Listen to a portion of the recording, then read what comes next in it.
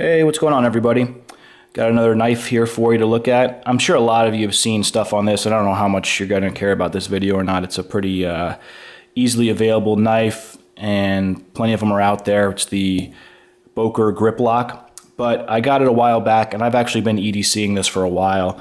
There's only a few knives that I carry that often. I think I've done a vid on them. I'm not sure if I have or I've shown it in my Instagram, but mainly the only knives that I carry on me are the production ones and ones that aren't really super collectible in any way, but I just feel work and fit for me in my everyday carry life and needs.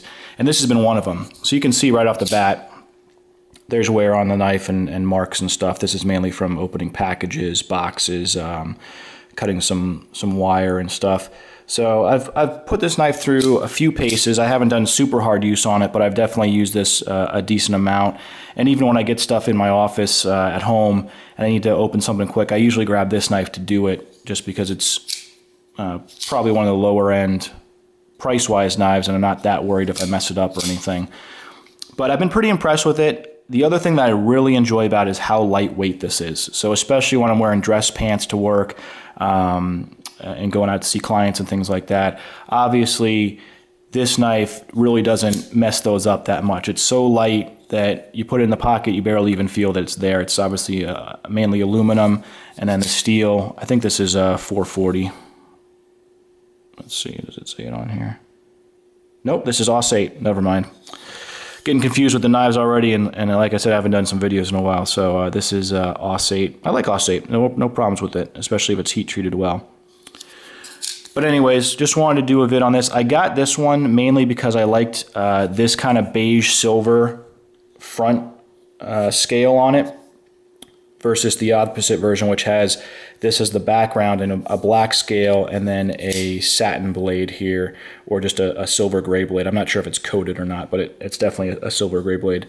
I'm not the biggest fans of coated blades as far as black coating, either PVD or Cerakote or DLC. I like seeing the blade itself, and mainly, like I said, the reason I got this one is because it was a little bit of the lower price knife, so it wasn't a big deal as far as investment wise getting it. And then secondly, I like the version with this scale on the front, because I have so many knives that have black scales, either black G10, black carbon fiber, black aluminum that's been anodized black. So I wanted something that looked different when it was closed.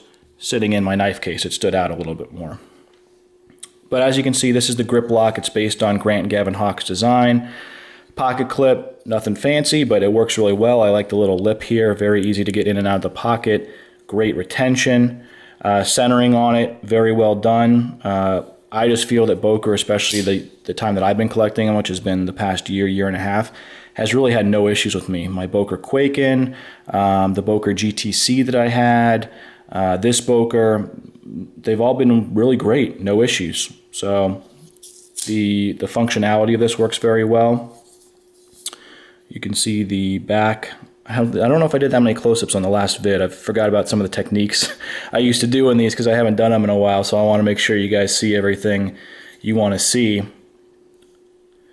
And then sharpness on this has been good. It came out, pretty sharp out of the box, cut pretty well. Not the sharpest ever knife, but definitely not dull to any extent. And you can see with all the cutting and stuff I've done, it actually hasn't taken away any of the finishes. This is all like, adhesive. I've wiped it down pretty much, but it kind of has left some marks on it. But it hasn't really cut up or messed up the paint coat on here. There you see Boker Plus, serial number is 190, the Grant and Gavin Hawk emblem. You can see here's some pocket lint, pocket dust on it. The edge. And then you can see when you do go to close it, this piece here comes out and then comes back in. And when you get to a certain point, it opens for you. And then the other part about it is you do have this additional lock feature on here, which I like. I'm glad they put this on here, and I'm glad it's not like, oh, what's that thing that I hate?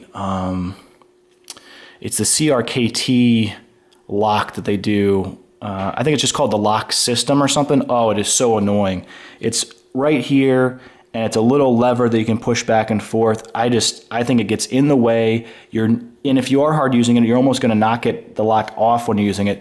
This is ridiculously better. I mean, 10 times or more better than whatever that locks system was that was on. I had that on my CRKT Razel before I sent it in to get pimped by Lionworks, and one of the things I asked him to do was delete it. You know, fix it so it's not necessary and it doesn't need to be there, and it's been great since. And obviously that was a liner lock, where this is obviously this kind of grip lock. You squeeze here and it locks the blade from closing the harder you grab it. But if you don't want to have to worry about that, because there are times where maybe if you're doing some more delicate cutting and you're not gripping super hard, obviously you can get it to close. So let's see here, if I'm holding it maybe lower, and let's see if yeah. So if I'm not holding it super tight, you can see I can close it. If I put a stronger grip on it, yeah, it's pretty much. But yeah, what happens is if I put the pressure here and take the pressure off from my fingers, you can get it to go a little bit. But this lock system, just so you see how it works, when you open it, you push it forward. Yep, so see, there it is clicked. So it's not locked, now it's locked. So when I push on it,